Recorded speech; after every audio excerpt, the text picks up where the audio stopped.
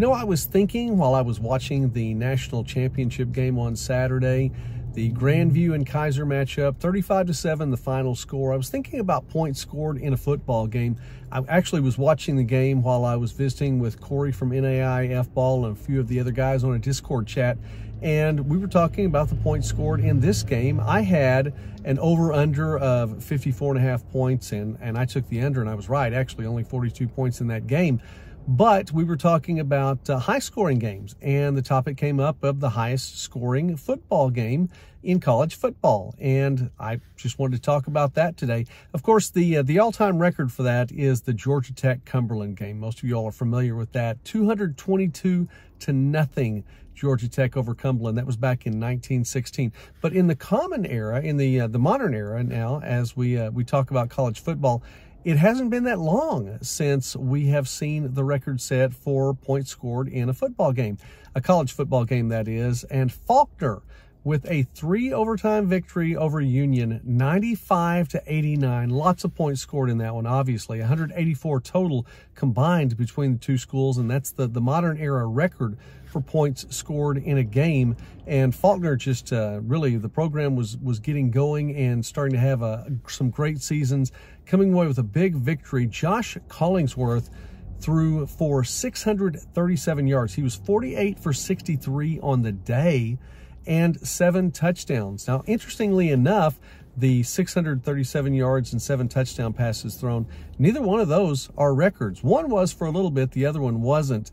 The touchdown record for passes thrown, touchdown passes thrown in a game, that goes to Bruce Swanson from North Park, the now Division III school from Chicago. He had 10 touchdown passes thrown in a game, 8 of them to one receiver. That was back in 1968. So that wasn't a record there. And unfortunately for Collingsworth, the other record fell back in 2021. Adrian Parsons, back when he was a freshman for Mid-America Nazarene, in a 70-56 loss. That's right, a losing effort. He still threw for 659 yards in one game. That's the NAI passing record for that. But shout out, though, to Faulkner, though. Collingsworth, big afternoon.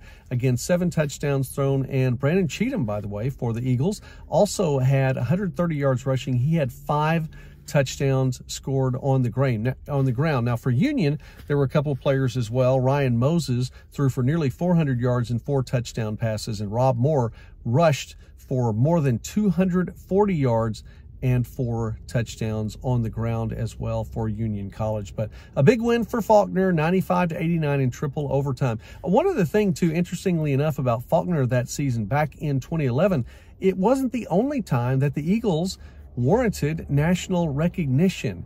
That was a season in which Alan Moore was on the team. And if you remember that name, he was 61 years old at the time, and he was the oldest college football player to get to play in a game. Came in one contest and kicked a couple of extra points. So a shout out to Alan Moore and a shout out to the Faulkner Eagles as we remember the highest scoring game in the modern era in college football. Union falling to Faulkner 95-89 in triple overtime. Thanks for watching this. Those are things I was thinking about today. Let me know what you're thinking about, and we can talk about that as well. I appreciate you watching Midwest Sports Net. God bless you. Have a great day.